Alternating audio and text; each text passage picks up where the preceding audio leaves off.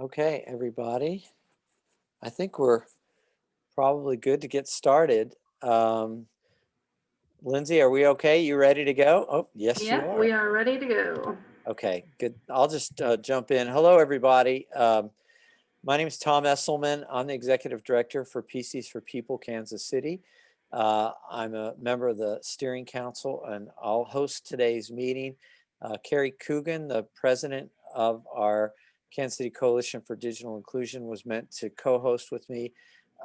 She's involved in some family activities and is unable to join us here at the start. I think she's going to join at some point during the meeting, but on her behalf, I wanted to say welcome and thank you for joining us. I just want to briefly go through a few introductory comments, and then we've got a really exciting agenda today. But first, let's start with a reminder of why we're here and what we do. Our vision and mission for the coalition are here, and they're also available on our website. And as you can see, that's the link to our website, digitalinclusionkc.org. And we're on social media, Twitter, Facebook, and YouTube, all listed here. As I mentioned, I'm part of a group that operates as a steering council for many years now. We've just gathered together. We're all volunteers. We do this work just on behalf of our commitment to digital inclusion. So it includes Carrie, who's the Deputy Director of the Kansas City Public Library, who I mentioned, along with Aaron Deacon, who's the Managing Director for KC Digital Drive, Ina Montgomery, who heads up Urban Tech, and Ina is also attending a funeral this morning and will not be able to join us. And then Rick Usher, the Assistant City Manager for the City of Kansas City, Missouri. So we make up the steering council, and as I said, we're volunteers. We're here to help coordinate things, and we're always looking for input and ideas and suggestions from any of you. If you're not already registered as a member, please do so. It's free to join. You can do that on our website there, as Lindsay's mentioned on this slide. And with that out of the way, I just want to really quickly give you an overview of what we're going to cover today. We are going to briefly here give a chance for any of you who are just joining us for the first time to say hello and state your name and the organization that you're with.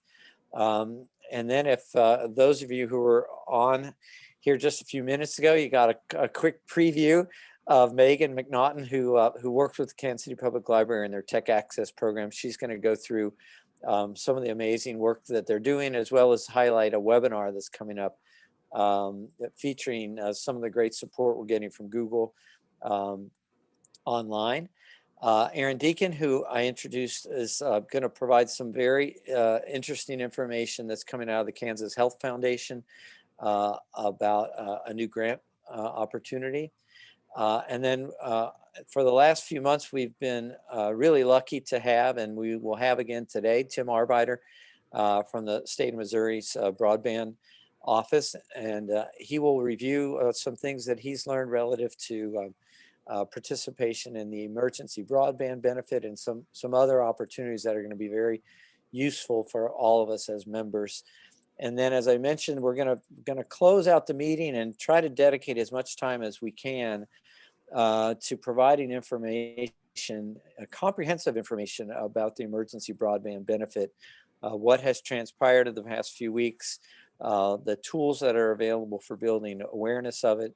And I've even got some live versions of what we're doing at PCs for People as an internet service provider to give you as members some example of what the participating households are likely to encounter when they go on to ISP's websites. So all that being said, let's start right now. And I would like for any of the 42 participants that we're up to so far who are joining the coalition meeting for the first time to please take some time and introduce yourself and let us know where you're from and give us a chance to meet you. Morning, my name is Mike Fabrizio. I'm joining you from St. Louis, Missouri. I was present at the Harris Stowe digital, something similar to digital inclusion going on in St. Louis last month. You very graciously invited us to participate in your Kansas City digital inclusion. I'm anxious to learn everything we can because we want to make St. Louis into a great world-class city. That's fabulous, Mike. Thanks so much. And we are so grateful to have you. And particularly, as I said, as we're going to hear from Tim Arbeiter and the State Broadband Office, I think there'll be a lot of things that connect not only what you're doing in St. Louis to what we're doing in Kansas City, but all parts in between. So glad you could join us. Thank you. Who else is joining the meeting for the first time? Please jump in and introduce yourself. Hi, I'm Keisha Thomas, and I'm with Catholic Charities of Kansas City, St. Joseph. And yeah, this is my first time at the meeting. Excellent. Welcome, Keisha. Thanks for joining us. Thank you. Anybody else? Hi, Sorry, go ahead. hi, I'm Chuck Sailors. I'm the manager of campaign workplace giving at United Way of Greater Kansas City. And I'm excited to be here, learn about how United Way can continue to be a good partner with digital inclusion efforts, and learn more today. Fabulous. Good to see you again, Chuck. Glad you could join us. Who else is new and can let us meet you? Good morning.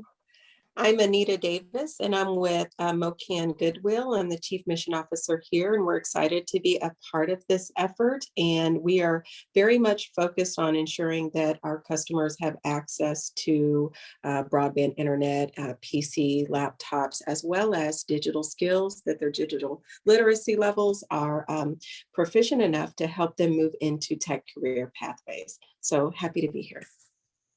Fabulous. Anita, thanks for joining us. I know off and on we've had participants from the MoCan Goodwill, and it's nice to see you. Could you just quick remind us how many locations do you have in the greater Kansas City metro area? We have 13 retail stores throughout Missouri and Kansas. We're opening our newest location, our 14th store at East 63rd in Blue Ridge, close to Raytown.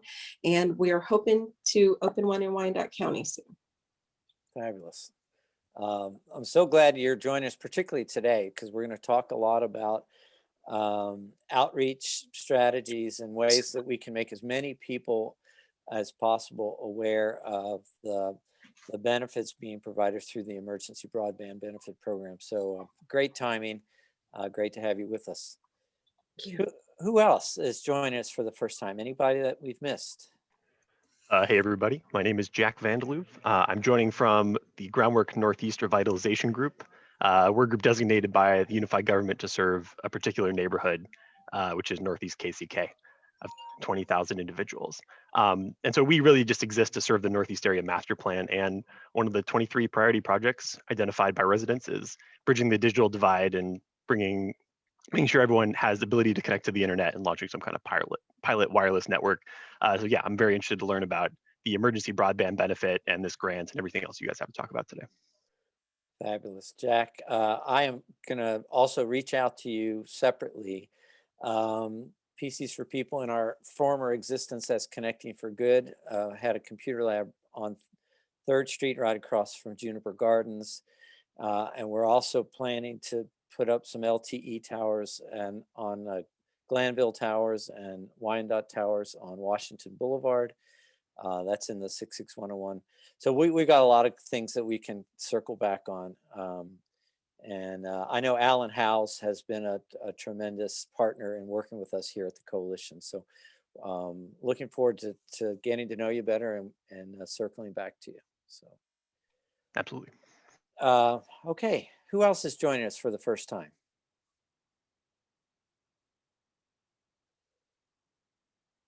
Okay, well, thank you all for joining us. I think in the interest of time, instead of going through the list to call out the names of others who are joining us, just know that I can see you on the participant list, as can all of us here on the meeting. And it's great to see and be with all of you. And just thanks. Please reach out in the chat room if there's anything that you feel compelled to share. I'll work with Lindsay and do the best job we can to make sure everybody has a chance to jump in if there's information you'd like to share. But I want to make sure that we follow our agenda. And the first item that I want to get to is, I believe it's Megan McNaughton from the Kansas City Public Library. Megan, talk to us a little bit about the Tech Access Program and the Grow with Google program. Yes, absolutely. Well, thank you for letting me speak today. I'm really glad. I've been a steady participant at this since I joined the library last summer. So for those of you I haven't had the pleasure of meeting yet, my name is Megan McNaughton, and I'm the Tech Access Coordinator at the Kansas City Public Library. I oversee a lot of things. I oversee our volunteer program. I develop our strategic partnerships, and I work on other programming that supplements what resources the library is coming out with. And so to that end, we have started partnering with Grow with Google. You might have heard they have a lot of workshops and a lot of resources available for job seekers, for veterans, for small business owners, and for students.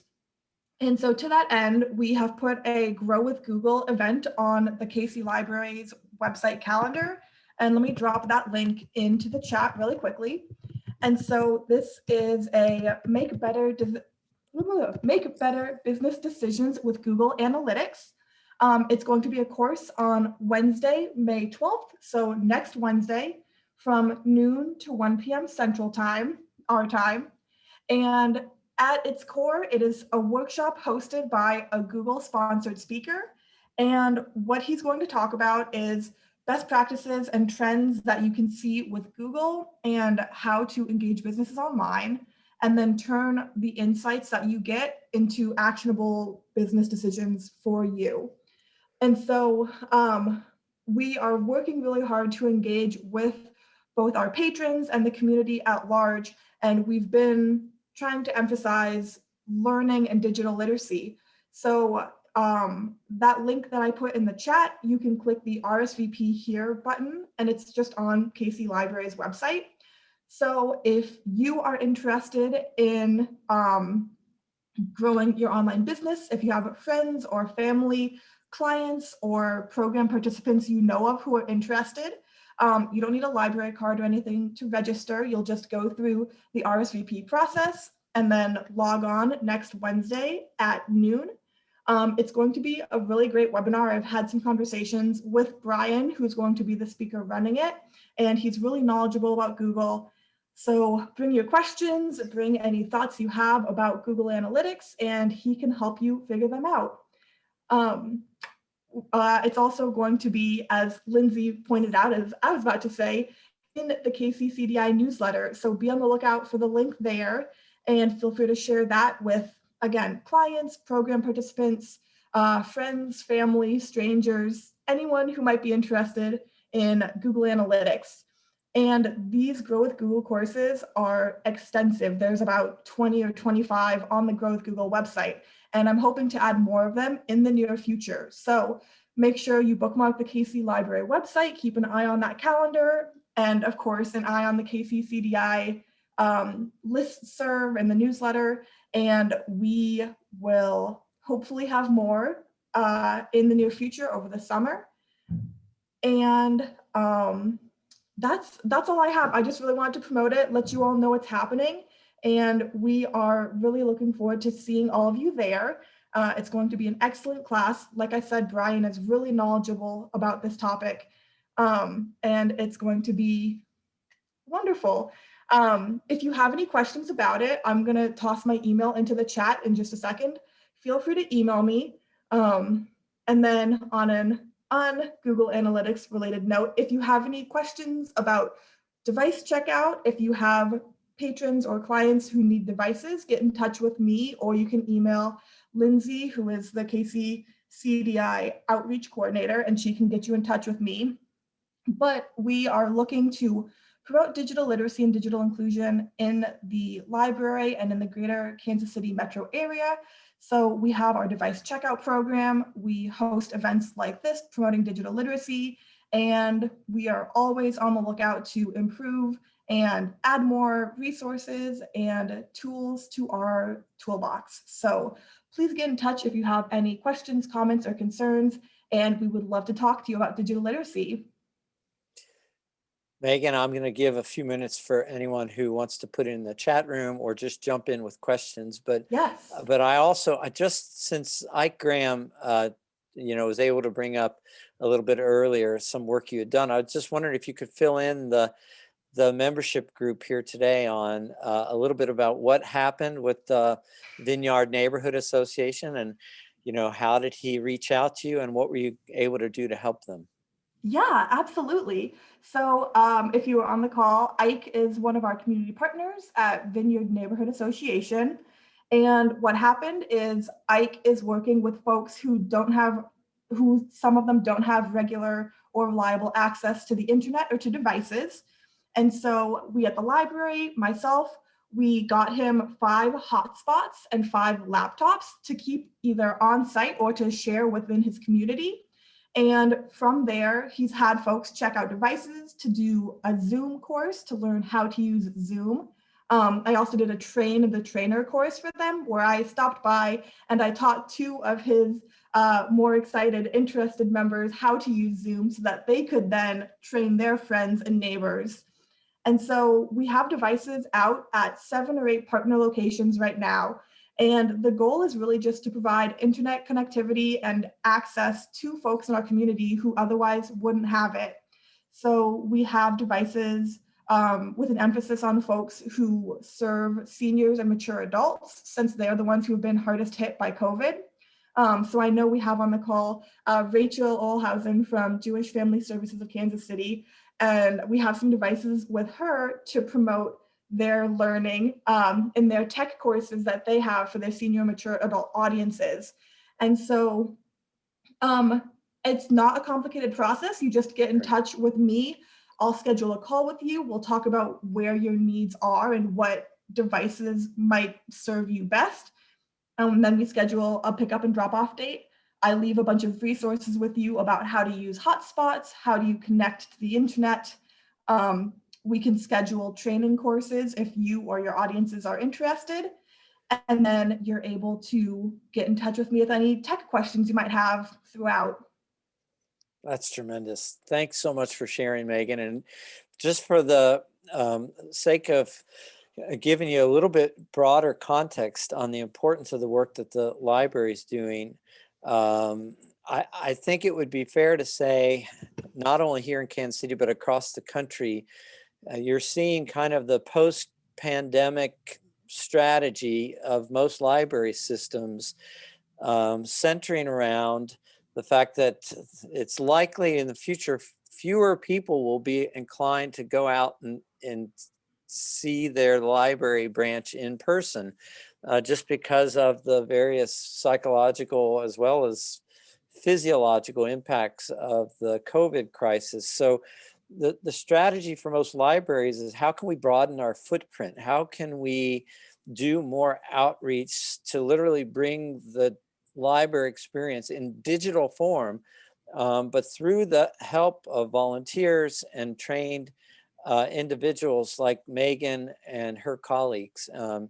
And I would dare say in the next 12 months, you're going to see a lot more of this, certainly in Kansas City, but a lot of library systems around the country are looking to learn and build models and learn to expand their footprint by going into these places where the digital divide is now starting to see the possibility of getting closed in the future. And that's not just the technology part, it's the learning and all the digital experiences that come from being part of the library system. So it's great to hear, Megan, and really appreciate the work that you and all the team at the library are doing. Before we move on to our next agenda topic, anybody else have a question for Megan concerning the Grow with Google program or the Tech Access program? I didn't have a specific question about either of those, but Megan, can you talk about how this fits in with your Digital Inclusion Fellowship? Yeah, absolutely. So I'll try and be mindful of time, but Leslie mentioned I am part of the current Digital Inclusion Fellowship in Kansas City, which is sponsored by Google Fiber. And I know we've got Rachel on our call, who's a Google Fiber coordinator over here.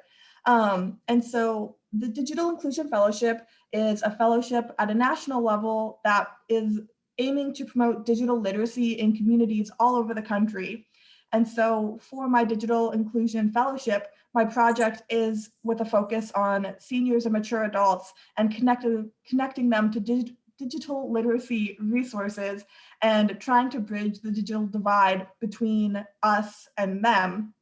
And so for my fellowship, my idea was to connect seniors and mature adults to these resources, which is, it has grown a lot since then, since we've moved on to serving other audiences. But the core of my idea has always been seniors and mature adults, so that we're able to promote and help them feel more confident navigating technology in an increasingly digital world that they may feel disconnected from, or that they may not be quite sure how to navigate if they've been out of the workforce, or if they're not quite sure how to do things.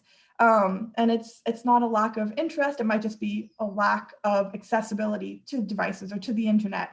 So that was the core of my fellowship. And I'm glad Leslie mentioned that, because the Digital Inclusion Fellowship application is now open. And for the next year, there's going to be one spot open in Kansas City. And I think Rachel just put the application in the chat. Thank you, Rachel. So if you have any questions, feel free to check that link out.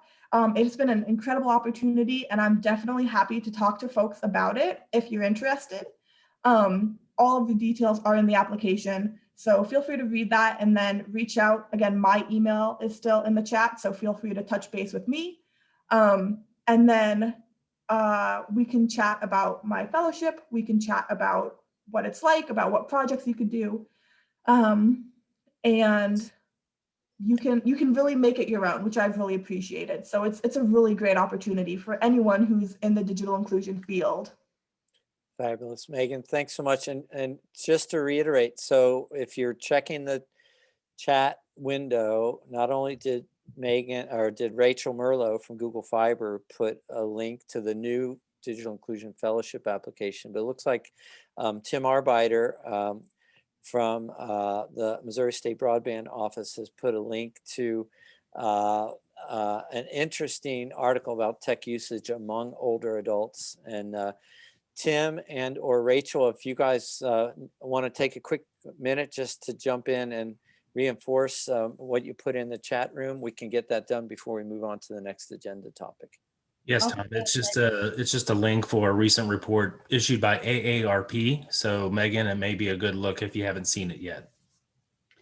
I would just add, Megan's been a fantastic fellow in Kansas City, and we've had some good ones come before her as well. So hope to see some good applications. They typically come from those who are working in nonprofits already, so already on staff, but we're going to give you some additional training and tools to help put some muscle behind your digital inclusion work. So check it out, and I'm excited to see what comes next for Kansas City. Outstanding. Well, thanks to everybody. That was a great topic. Megan, thanks again for all the great work that you guys are doing at the library. And we're ready to move on to our next topic. And I believe Aaron Deacon, Managing Director of Kansas City Digital Drive, is going to let us know about some really fabulous opportunities coming from the Kansas Health Foundation. So Aaron, over to you.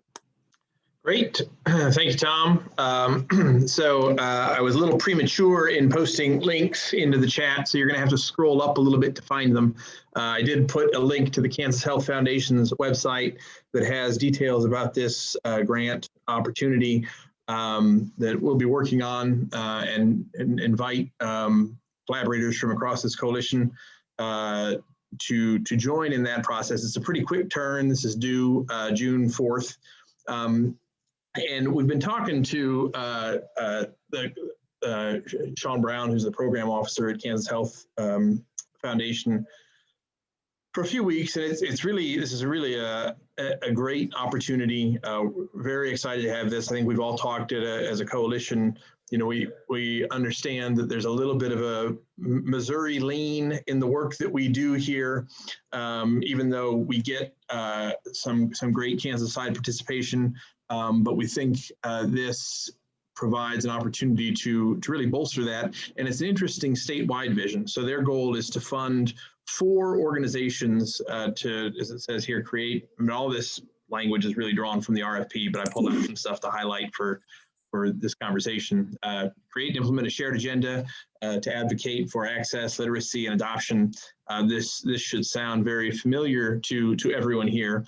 And, you know, in some ways, when she started talking about what they had in mind, I thought, well, you know, we're kind of already doing this, and we're pretty far along, I think, in some ways.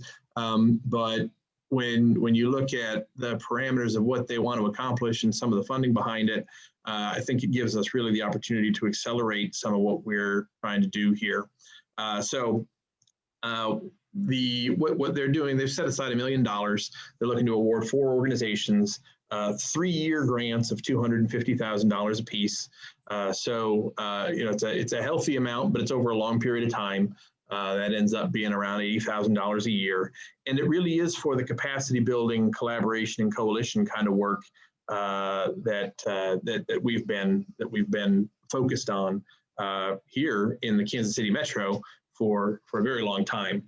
So you see the focus, you know, is to engage collaborative partners to advance equitable digital access and literacy, in particular among families of color, low-wage worker households, and others experiencing systemic barriers. So some of the objectives that they highlight to elevate the perspectives of low-income families, encourage broadband adoption, you know, needs analysis and needs assessment, looking at existing resources and gaps and helping to bridge those gaps, to work on the public-private partnerships and the connections with entrepreneurs, with community benefit organizations, with anchor institutions, with organizations that serve minority communities, other community-based organizations, along with the private sector and the nonprofit sector, to focus on policy, literacy, and programs. And then, you know, with the intent that grows the digital skills, literacy training, and some of the more hands-on programmatic opportunities that a lot of the members of this coalition are already doing. And so to kind of accelerate that impact.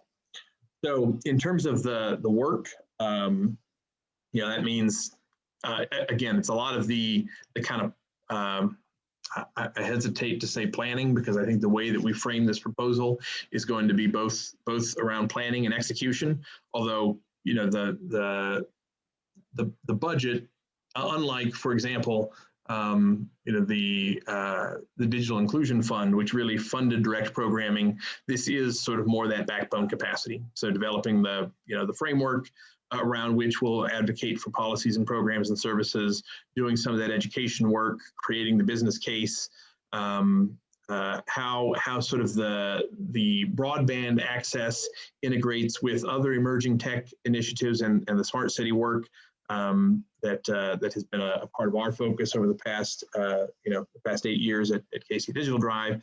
And then there's the last bullet here is around tracking the federal funding.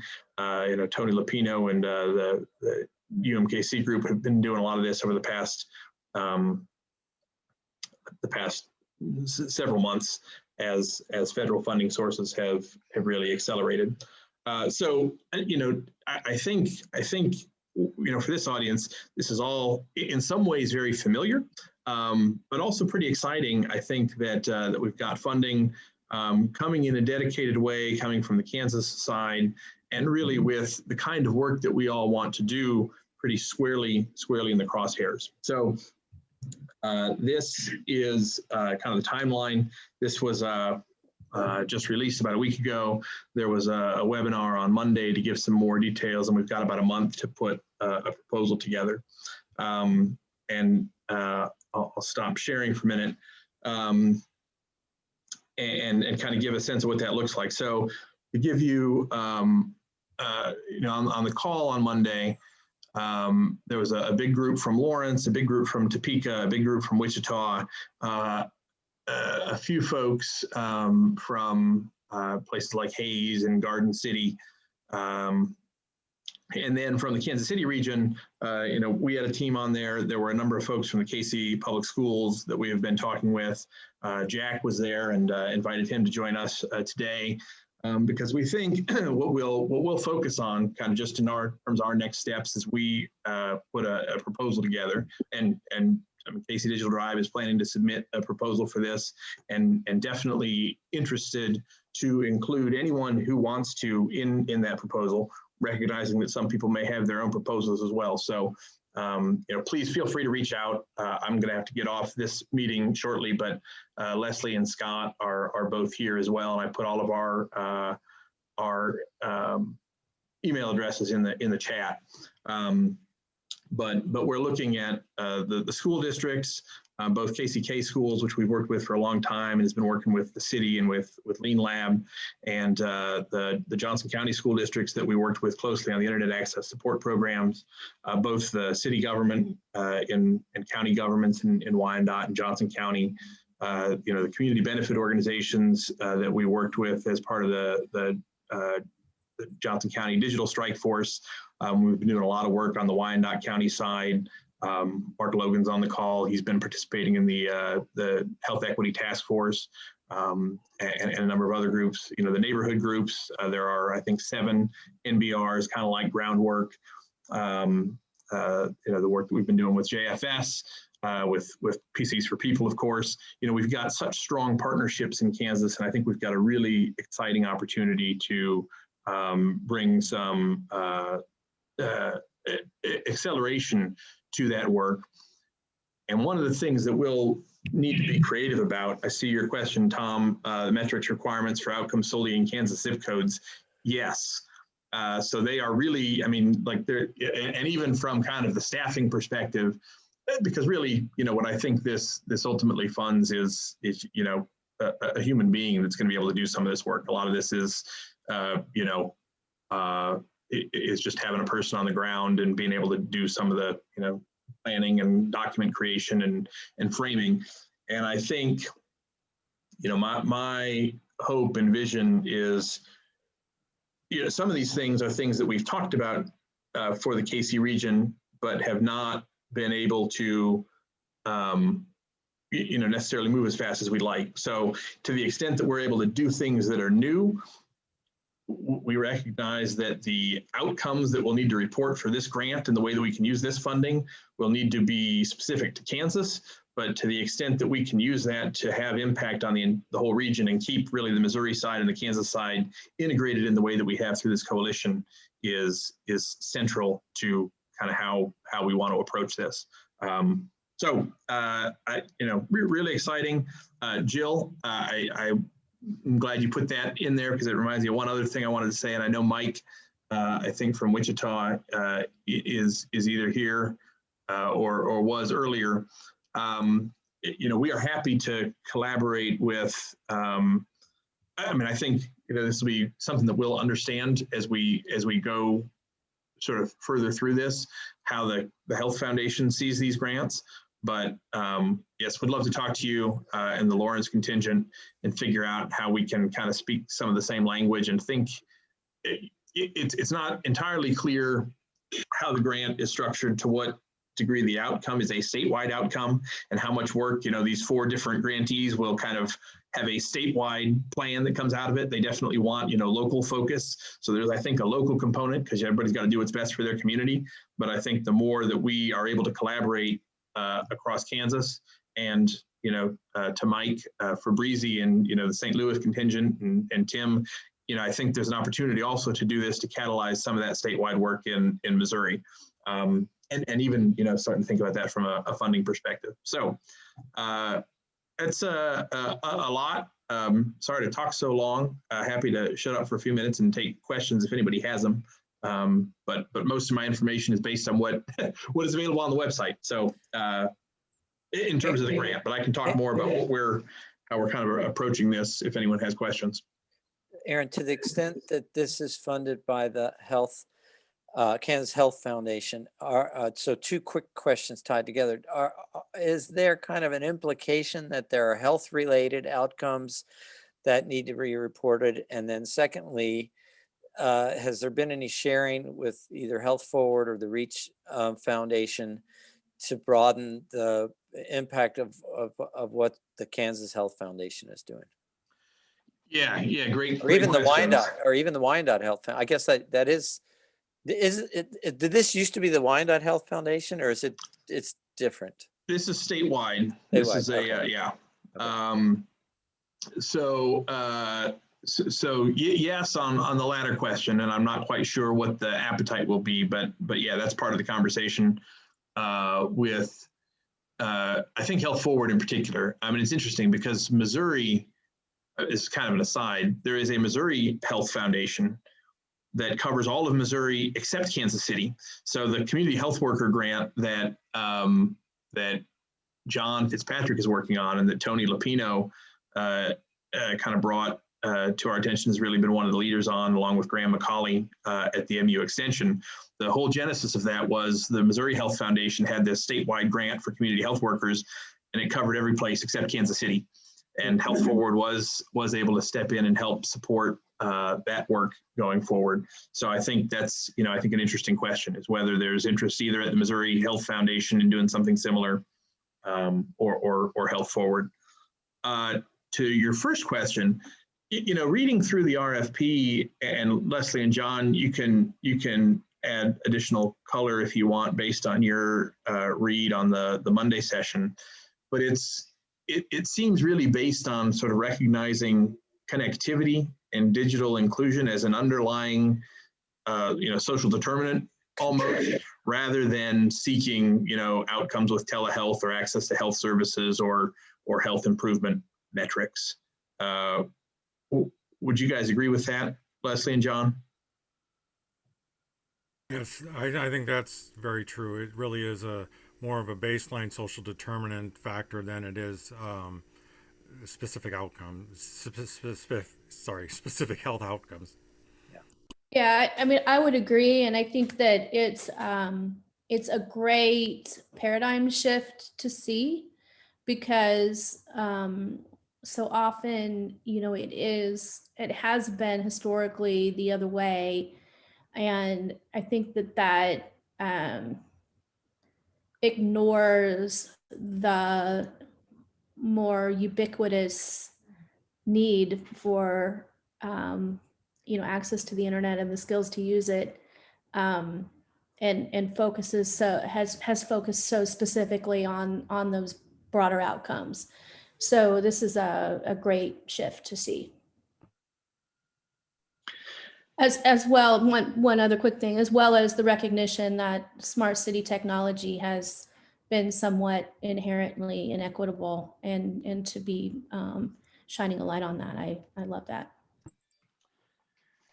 And so a real practical next step. I mean, we'll be putting a couple meetings together between now and June 4th that are kind of open meetings for Kansas side community stakeholders, so that we can share how we're thinking about this, get input. It'll be a bit of a mix, given that we've got less than a month to put the thing together. We certainly want to be open to suggestion. My hope is to have at least kind of a straw man concept of what we want to do to share with people and get feedback on, so that we can kind of move towards putting something together in a reasonably efficient fashion. So if you want to join that meeting, again, I've got a pretty long list of people that I will be trying to find times with, and we'll probably do a few of them just in case everybody can't make a time. But please email me or John or Leslie if you want to make sure that you're included in that when we do it. That sounds great. Thank you so much. I mean, it's not only a big opportunity as far as impact, but I think it could set the tone for other things we could do more broadly in the state of Missouri as well. So it's a good transition point, if you will, to our next agenda topic. And Tim, I know you've got some things and updates to share, but in the context of everything that Aaron just presented, I'd love to get your reaction and insights about, to the extent that there might be other similar types of opportunities that we see across the state of Missouri as well. So, and I don't want to shut off any questions that you might have for Aaron. So please use the chat window if you do have any other comments or questions. But I want to keep us on pace with the agenda. So now I want to turn over to Tim Arbeiter and And Tim, you've been joining us the past couple meetings. I'm grateful that you're here. I'll just hand it over to you. Great, Tom. And actually, to address your question about the kind of the foundation or collaborative efforts that Kansas Foundation is doing, just like I'm engaging with this group, engaging more frequently with the Missouri Hospital Association, Missouri Rural Health Network, as well as the Missouri Foundation for Health. And Aaron, you drive at a significant hole when they address the rest of the state, but don't address Kansas City, or it's not within their mission. That was a curious structure on how that all came about.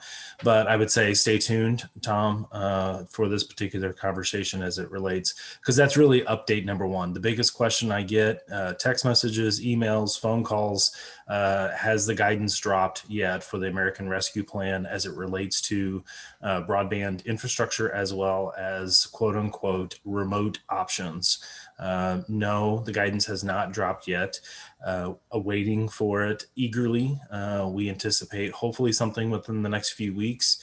But I will also say this too, the Treasury is also issuing guidance on a number of other programs identified in ARPA. So we wait with bated breath for that guidance. Once it's in hand, we will have to fully vet it, get with our leadership team, get with legal, making sure that we're interpreting all the fabulous words that the Treasury puts in those guidance documents, and put our framework together. I am aware there have been some questions about, other states putting out their framework. We kind of come from the position of we'd rather wait for the guidance than to have to pull back on a strategy that is not allowed for in the Treasury guidance to be submitted. So stay tuned. This is going to be a lively summer as it relates to ARPA and the various buckets related to that. So that's update number one. Update number two, I want to give kind of some updates that have applicability both for Missouri and our Kansas colleagues on the call, but what's on deck through the National Telecommunications Information Administration.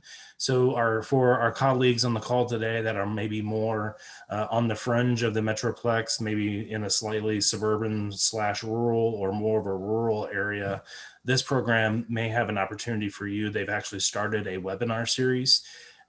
This particular infrastructure build out grant to unserved, and this is unserved in the definition of broadband, not so much as socioeconomic, but the notice of funding opportunity should drop sometime late this month, potentially early June. And so I'm putting a link in the chat for the webinar series that they're doing related to this one. This is probably more applicable for our rural markets. So I just wanted to kind of preface that a little bit. Next on deck, related to the same company or same department through the U.S. Department of Commerce, NTIA, they actually have $285 million through the Coronavirus Response and Relief Fund for connecting minority communities, specifically for historically Black colleges and universities. And so both institutions in Missouri have expressed interest. So walking alongside them as they learn more about that program, we anticipate the notice of funding opportunity through the U.S. Department of Commerce to drop sometime in June. Not sure when. They're feverishly working on that. But the Connecting Minority Communities is predominantly targeted for historically Black colleges and universities related to their connectivity and outreach efforts. So that's kind of what's on deck. And then the final thing before I kind of get into what we're getting ready to roll out from a public awareness campaign on EBB, the final thing, again, we're all watching it. The FCC is taking up the rules and orders as it relates to the E-rate expansion, and that's going to happen this summer. And so we anticipate a lot of activity and understanding what those rules and the order will be. So, in the world of this digital inclusion and digital connectivity, that can be a very important program for schools and libraries. So again, the summer is going to be very active in that regard. But once we know more, and when the FCC finalizes the rules and order, I'm sure the stakeholders that I'm working with have committed to creating those educational and webinar opportunities for the schools and libraries to see how they leverage that new expansion program. And as I understand it, it's potentially could open up in July. So those are kind of the big items. There's a lot of other things going on, but those are the big ones. Those are the things that have ripple effects. So I just will pause and just to see if there's any questions on that. Tim, I noticed you you specifically used the term unserved, meaning lack of access to broadband. Does that, the reason for my question is because, you know, one of the experiences that we have in Kansas City is existing infrastructure, but lack of adoption at the household level. And so is there any distinction in terms of how that term unserved, do you think are these areas that have no infrastructure at all in place, or they have infrastructure, but they're just not seeing adoption? No, these programs are targeted for those areas that lack physical access. There is no infrastructure or little infrastructure that's permeating the specific area in question. So it is a infrastructure only definition. Okay. Okay, so if the crew would be okay with me sharing my screen, I'm gonna share a couple PowerPoint slides and then shift over to a landing page for EBB that we've created. So when the program launches by the FCC this Wednesday, we will go live with the public awareness campaign. We do not, expect, that we would take over an FCC campaign. This is more of a redundancy. This is more of carrying the message farther because we as know in marketing, the multiple times someone hears things, maybe it'll start sinking in that this is a program for me. And so really these are kind of the graphics that we're using around the campaign. This is a public awareness campaign, so we'll have a multi-pronged social media presence, PSA, but we've also built some other collateral materials that are easily shared, retweeted, reposted on Facebook, but that's kind of that tech area and that tech space. So we have to come up with other ways to get to the citizenry as well. So again, just wanted to show you a little bit of, some of the draft. I'm not drafting anymore. It's been approved. So we're just awaiting for the FCC to launch. Again, simple posts, easy to read, call to action. And this is really for the citizen who would happen to have that smartphone in hand. And this has that driven capability for that. But what else have we done in the non-tech space? So again, this is the content that we have created, stakeholder emails. Again, this group is well ahead of the curve. You're far out there than a lot of other entities throughout the state. So congratulations to this team and this leadership. So the other thing that we had done is created some template letters for DESE, which is the Department of Elementary and Secondary Education, and the Department of Higher Ed for their institutions to help them with eligibility letters. The ability for families to qualify for this program under free and reduced lunch or the breakfast program is a new addition. And literally there was no infrastructure to kind of verify that. So we drafted and DESE signed off and they actually confirmed communication to the food service directors to all school districts in the state went out on Thursday. So essentially the schools would be prepared to produce that eligibility documentation for free and reduced lunch and breakfast program. And I'll show you something in a little bit that will also go home with the students if the district chooses to disseminate that, because again, it's a district communication to those students of need.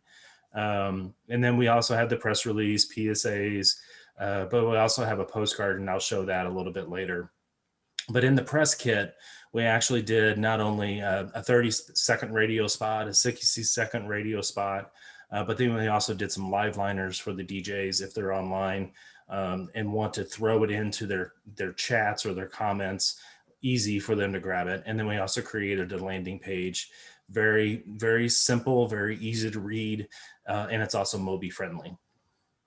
So let me stop sharing my screen. I'm going to hop over to our landing page. Tim, while you're doing that, just quickly jumping in, is it possible that you could share that slide deck with Lindsay so she could post access to it on our coalition website? Yeah, absolutely. And once the campaign goes live, absolutely can make that happen. So Okay. Partly we're running in tandem with the FCC, acknowledging the fact that it's an FCC program. We don't want to provide confusion that it's a Missouri program. I understand. Makes sense. So Tom, for my benefit, can you see my the landing page? Yeah. Okay. So everything targets back to this landing page. And you're probably asking yourself the question, why are you duplicating a web page when the FCC already has a robust program itself? And I'm going to show you why. All right, so when you land on this page, the actual eligible households will be automatically open. So as a citizen, your first question is do I qualify for this program? And so whenever they land on this page, whether it be, on a laptop and, with the neighborhood association or at the library, or if they happen to have a smartphone in hand, this is what they would see. This would be open and they can quickly read their eligibility. But a feature that we added to this that is not on the FCC website, this is probably the predominant reason why we built this landing page. We took all of the approved Missouri providers, we took that list and we did our own research. And if the providers had an EBB page, we hyperlinked to that page. We also put in their phone numbers from a non-text standpoint. Again, Mobi ready, so you can hyperlink to the web pages, or you can click on the phone number and it would call the particular provider. Because remember, you can sign up through the EBB program through your provider and then sign up for the provider program. So right now we have 51 approved providers in Missouri that are participating in the program, including many of the major carriers, including major cellular carriers, and then everybody else as well too. So again, 51 carriers are approved. And the predominant reason for this did not exist at the FCC. So the goal is to point and click to the citizen quickly so they could get to a provider that they recognize. And many of them will have choices, especially in the Kansas City region. They'll have choices and they can scan and get that assessment of which one they want to go with. We also created, and this is actually, if it has not been done yet, I would imagine this team has done it already, but we grabbed the FAQs from the FCC website and we made it downloadable. I don't know about you, but sometimes just having the Q&A taped on a desk or for the front desk or for the library assistant, to go online and try to find it, sometimes you just get a little flustered, and it's just nice just to have it at your desk and it's a piece of paper and you can, and we really just copied and pasted the FCC questions. These are their answers to their program. So we didn't, go down the road of establishing Missouri specific questions. We didn't feel that was necessary. Again, rapid deployment of getting our citizens connected. And then the final thing is just a few helpful links. And then this is primarily for like stakeholder or outreach groups. Again, not to replicate what the FCC did, not to replicate what NDIA has done, but just to be a little bit helpful. The promotional materials offered by the FCC, and I think we're going to see some materials from the group here, but if you just need a simple and easy and quick black and white download for your citizens, your neighbors, your consumers to your facility, we created the little postcard, and it's 4 to a page, and it's just really just mindful of cost and simplicity. We really just wanted folks just to print it off, slice it, and hand it out. And that's that non-tech way of getting the information out of there. Now, again, we have the landing page website, but we understand that many citizens still don't. This is a program to connect them to the internet. They don't have access. So we put the hotline for the Emergency Broadband Support Center. So there would always be a non-tech way of going about this. And just as a reminder, on the FCC Toolkit landing page, if there's targeted populations in the Kansas City Metroplex that are of non-English speaking nature, there's 12 different languages translated on the EBB Toolkit website. So just as a reminder to this team, if there's populations of need that are non-English speaking, go check out those resources to get those materials in their language. That would be a strong help. Again, this is a very simplified, very easy public awareness campaign that we can go live on Wednesday. Everything's been approved. We're just now waiting for the FCC to hit the green light, and then we will go. And then finally, I have received a couple questions from the group related to, does the state have availability of funding to help organizations with like digital navigators or anything like that? And unfortunately, at this point in time, no.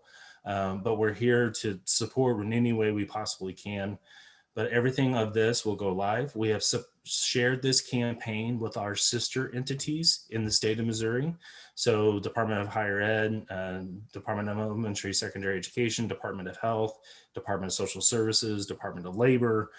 Everybody has access to this campaign so they can tailor make it to their populations that they also need to reach out to. And then yesterday morning, I spent my time sending stakeholder alerts to all the major partner organizations that I interact with at the community level: chambers of commerce, community foundations, economic developers, regional planning commissions, you name it. We were trying to hit them all yesterday. Jim, this is amazing. Incredible. And it's going to be a great transition into our final topic in terms of what we're doing to build EBB program awareness in the Kansas City area. But I have a question to the extent that Aaron Deacon was just on. I don't know, I think Aaron maybe had to leave, but to the extent he was talking about some focus on the Kansas side of the state line. And I know Stanley Adams, your counterpart in Kansas, is not on this call, but I don't know, Leslie Scott, to the extent you guys might be in a position, or Tim, I don't know if you've talked to Stan, is this something that we think we might be able to get similar information set up on the Kansas side based on any conversations you've had so far? Well, I don't know that we've had anything specific to this yet, but I did have a question for Tim. Mm-hmm. So on the Get Emergency Broadband site, the FCC's site, they actually do have the provider search tool that's launched, and you can put your zip code in there and then it will give you the list. So you're right that I mean, and they do link to the provider's main site, which is not overly useful when you're looking for those EBB approved plans. But I am wondering if you have future plans to add that zip code search on your site, because all 51 are not going to be available to every zip code. So I was just curious about that. Yeah, absolutely. Again, this is an organic type of thing. I'd actually need to probably get my comms team to incorporate that on the landing page as a way to point and direct. And again, it's another stop, but for the citizens' purposes, it especially if you don't know who your providers are around you. And in many cases, you may know one, but you may not know the other three that you have possibilities for. And then the other thing too is we on a weekly basis, we've been going to the FCC site and getting the newly approved companies. So the 51 is all inclusive as of yesterday. Again, we'll go and update that, but probably on the next update, we probably need to get that zip code on the landing page. So thanks a lot, Leslie. And Angie, just I threw in the chat the FCC outreach toolkit. The languages is about midway down the scroll. 12 different languages. So again, the hyperlink to all of those for you.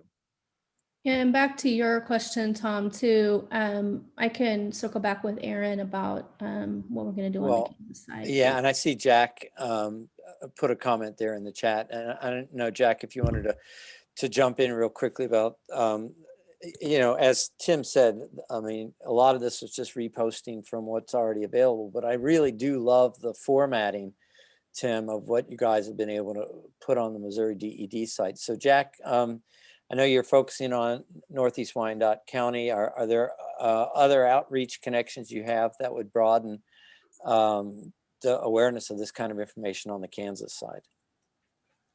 Sure. Yeah, we always try to place at least some emphasis on putting stuff out physically. So we're connected to food drives, local churches and stuff. And so we have certain kinds of communication that go out, and this would definitely be one of them. We just have people passing out to make sure all those folks get paper copies. Yeah. This is something also just, it's such a big deal that I think we just need to be going. I think I will be going around putting it up in local, at the library here and everywhere you can physically put stuff on info boards. Yeah. Nice. And for my Kansas colleagues, happy to share any of the templates that we use for the school districts and universities, because again, there's a little bit of nuance with the free and reduced lunch and also with the Pell Grant side of things. Happy to share those. I was presenting to a group last week, and I actually had the states of Tennessee and Washington really want my information so they could replicate it. So. Well, and Jill Jolliker, I think you're still on. I would hope that this could be some useful tools that you guys could use in Douglas County and beyond. And Mike, I saw your comment in here. I have been communicating with Kristen Swarth and David Leipoltz from the St. Louis side of the Missouri side of the house. So.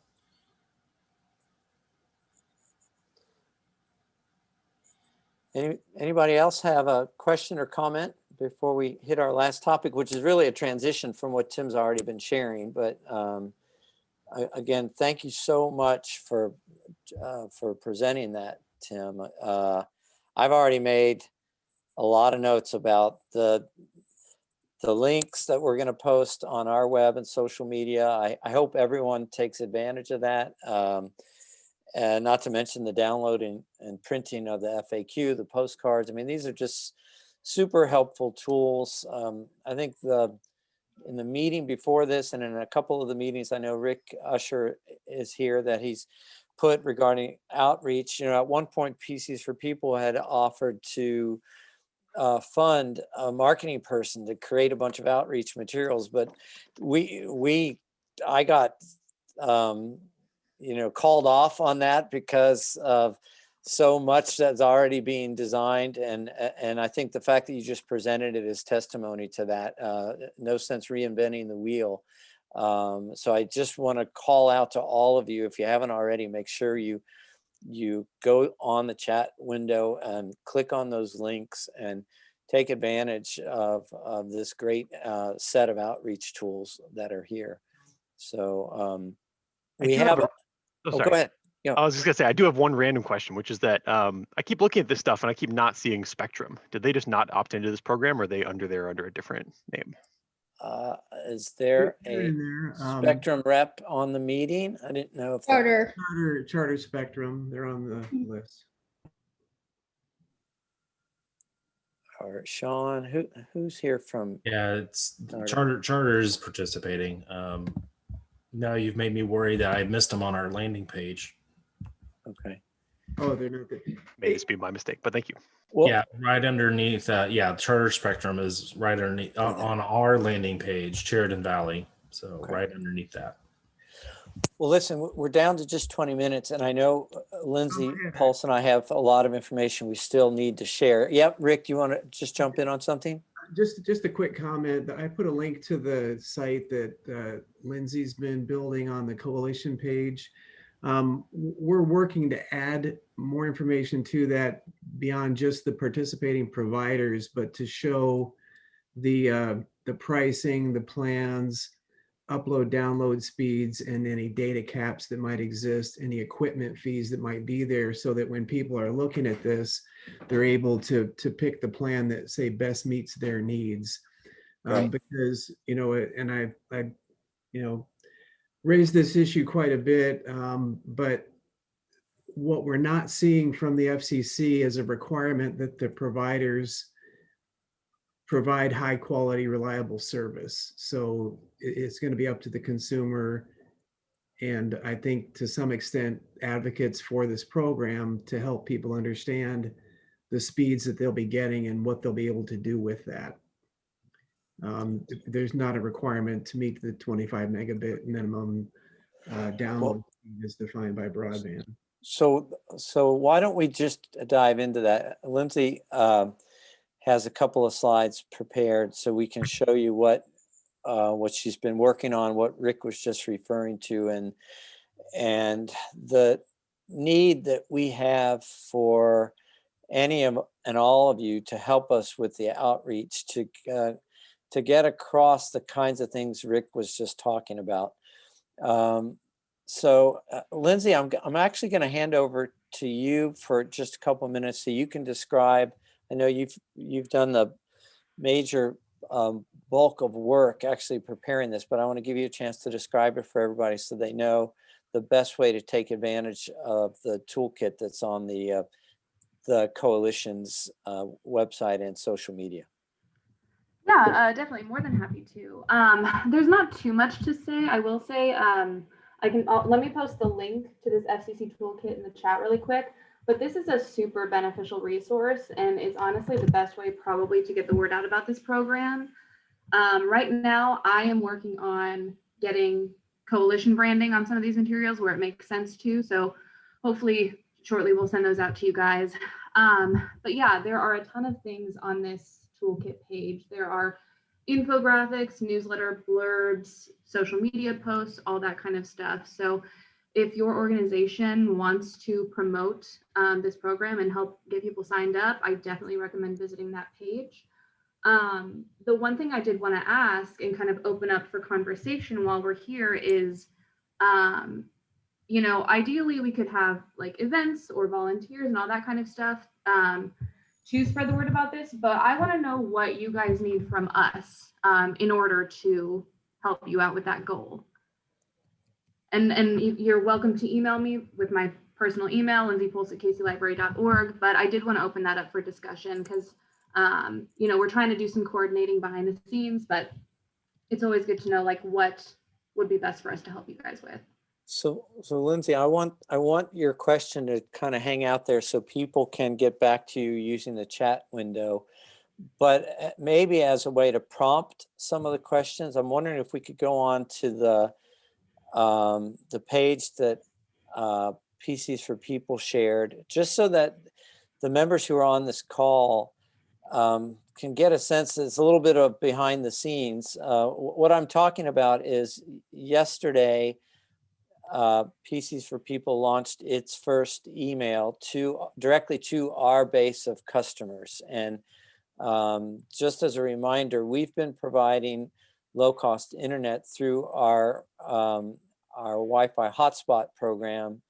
And that the internet comes from kind of the EBS spectrum, the Educational Broadband Service spectrum, that has been managed by Sprint and now T-Mobile. And so we got over 60,000 customer accounts that we've set up in the last 8 years. And at least 40,000 of those still have active internet subscriptions at about $15 a month. And so I wanted to show you, this is the email that went out yesterday to all 60,000 of those customers, 40,000 of which are currently active. And you can see that we're just simply giving an overview of the program benefits, links to the portal that we have created that won't go live until next Wednesday, the 12th, as Tim said.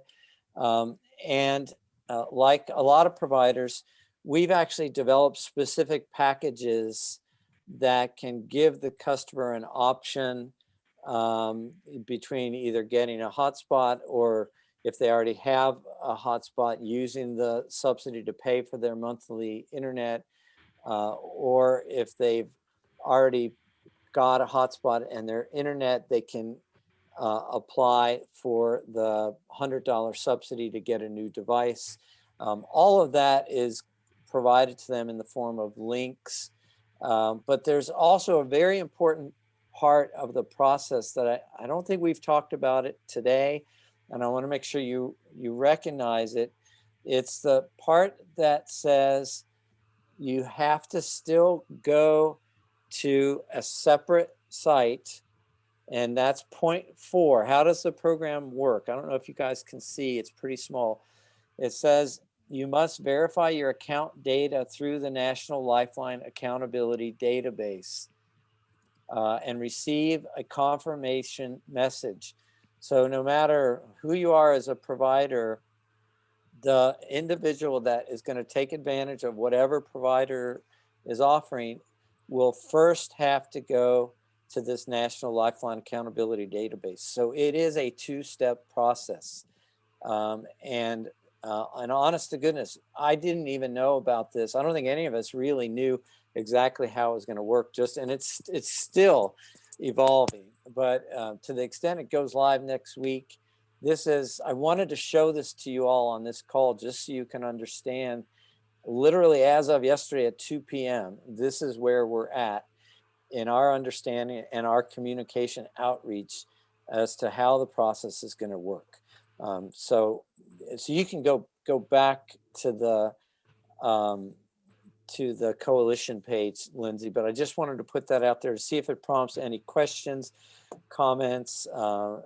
Tim, I know we didn't talk about this, but I didn't know if you had any other insights relative to the fact that that is always going to be a requirement, that they have to get a confirmation from that national database before they can be eligible on any of the providers' web portals. Yeah, I don't have any additional thoughts on that except for it is certainly evolving. You're exactly right. And so again, just while it is the FCC, this is also their first major tranche into an affordability program for broadband. So there's going to be hiccups. Yeah.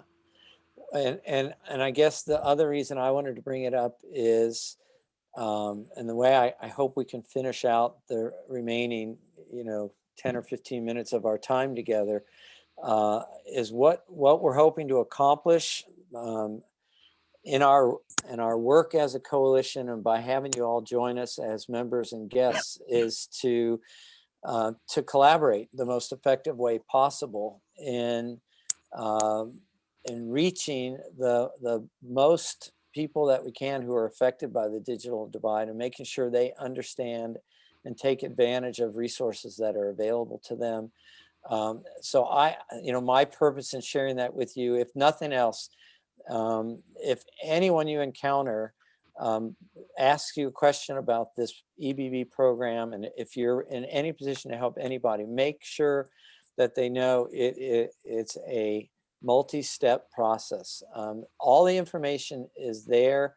We're making sure that we provide it in the coalition website and social media outreach. As you can see, we're going to be posting links to the Missouri Department of Economic Development's landing page, and all the other providers. I can't imagine will do anything different. Provide the most complete, comprehensive information and guidance as possible.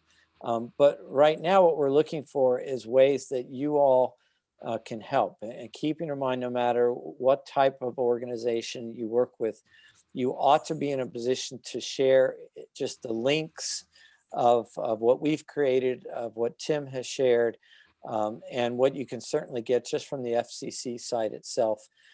So that's just me kind of prompting you, but I'd love to hear from any of you if you have examples, questions, suggestions, or other comments at this point.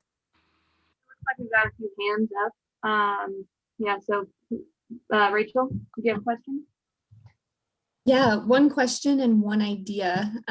So the question, especially for older adults, the National Lifeline database, I think if my understanding is correct, that's the same Lifeline program that allowed older adults to get cell phones or government cell phones. I think some earlier versions of internet provision during this past year said that if they had a Lifeline phone, they could not qualify for internet. Is this not the case this time? Leslie, you're shaking your head no. It doesn't matter if they have a Lifeline phone. This is still okay. They can combine the Lifeline benefit and the EBB, to my understanding. If anybody disagrees, please pipe up.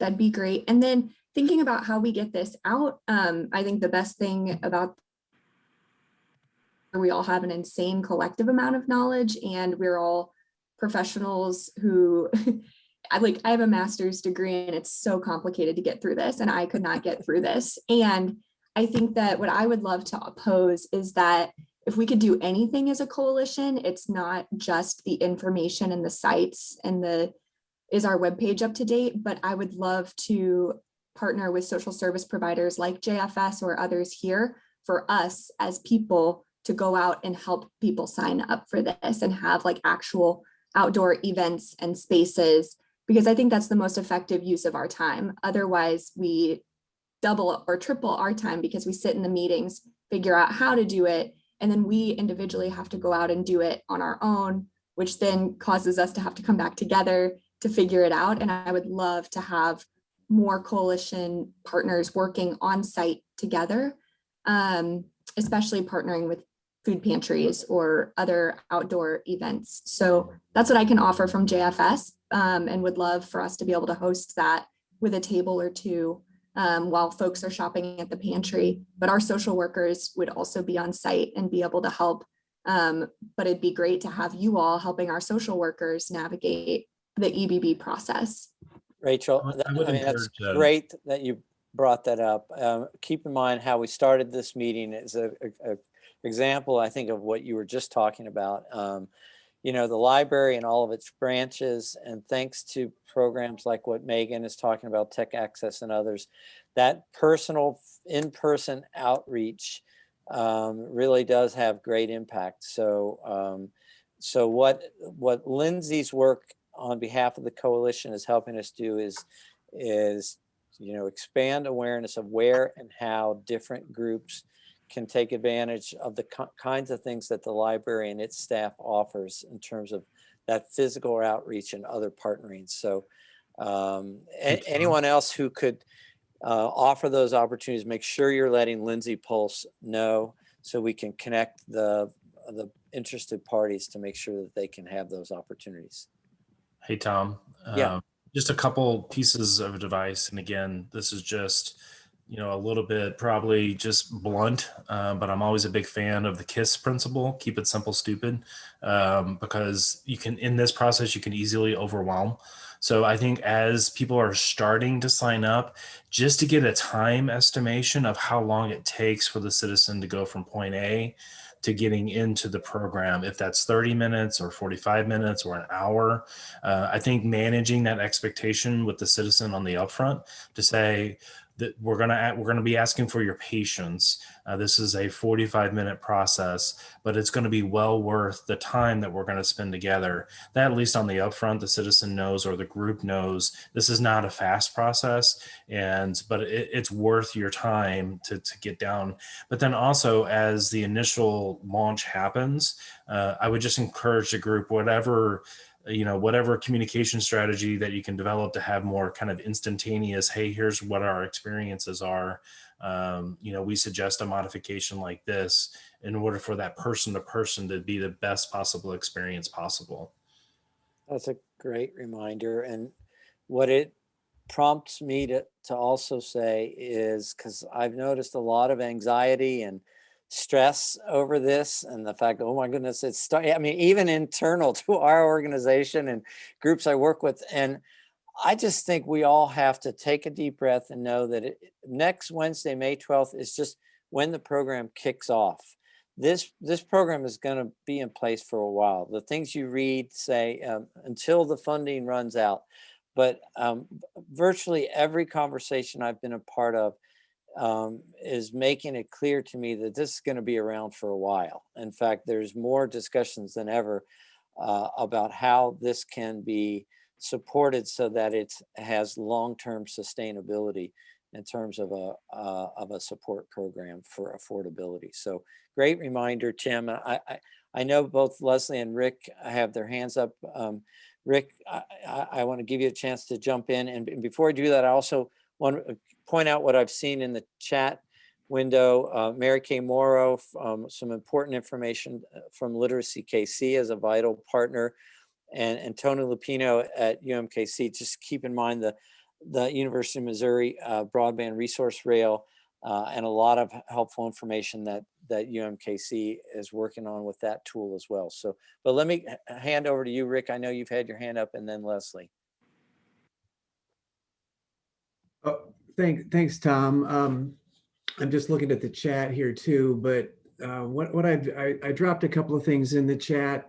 I am concerned again, just really about how we're putting the word out on the quality of service that folks will be able to subscribe to.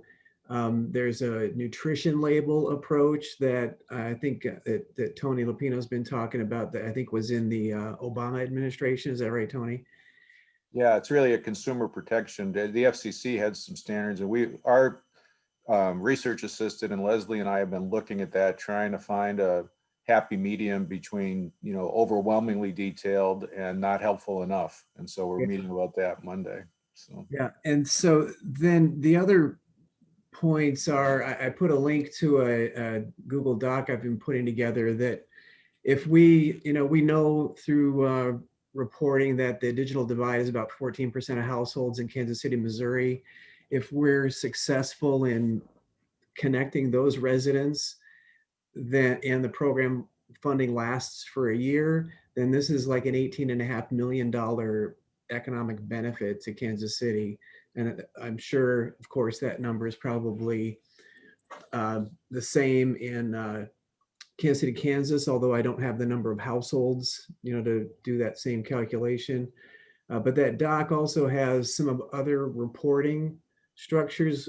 One thing that's going to be important is figuring out how we're successful. So, I haven't seen anything in the program about how information will be shared. I'm sure, I would assume the providers have to tell the FCC how successful they've been, but it seems like the only place we might see it for sure is in the American Community Surveys that show that that digital divide.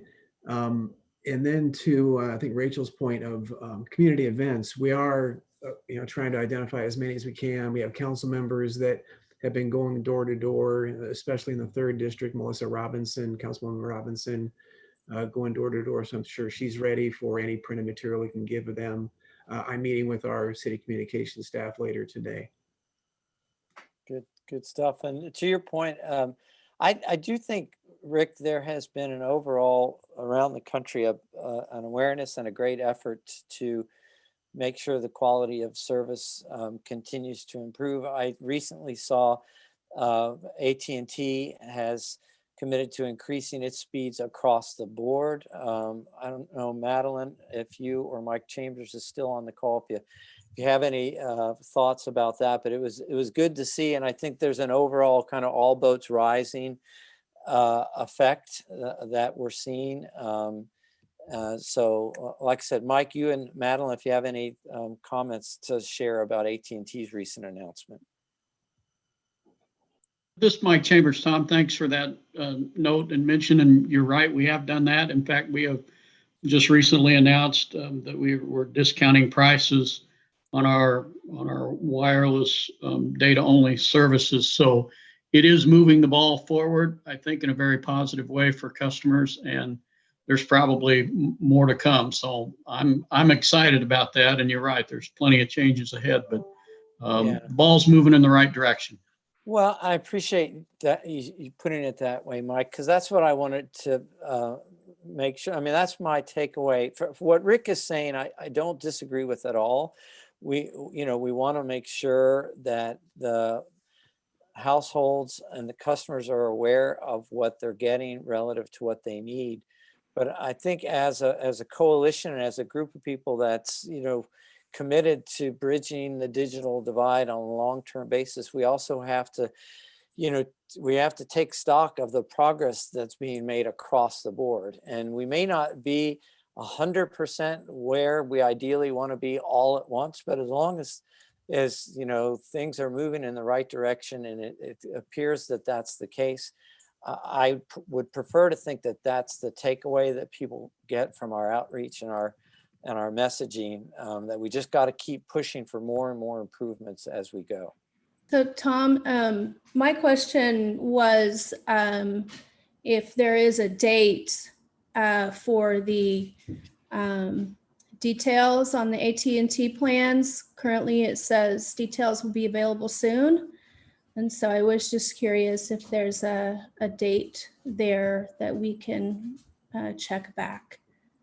Yeah, I can kind of respond to that quickly because I'm also checking the link site daily. And it does, even today, it says that, the information's not there yet, but I can tell you the company will have the information on that link before the FCC opens the program. So But yeah, right now, I'm just like everybody else. I check it daily to see if those programs are listed.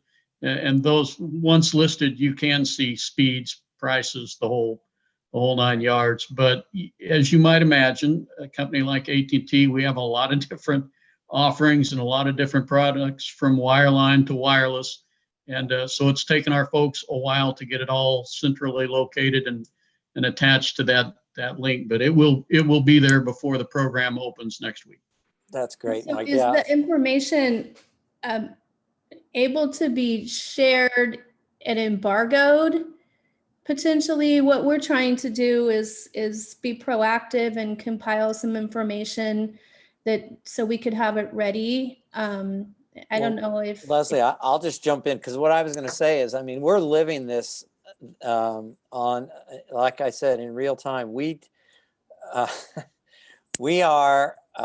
literally working around the clock to have what we're going to share just completed by next Wednesday. And so, and we're a tiny little nimble group of people. I know. So I was just curious to see if Mike had corporations. information from AT&T's perspective. Yeah. Yeah. Yeah, I'm not sure what you mean by embargo, but I don't think there would be any problem at all with any agency sharing that link so people could get the information, or downloading it and printing it out at your agency so you've got it available.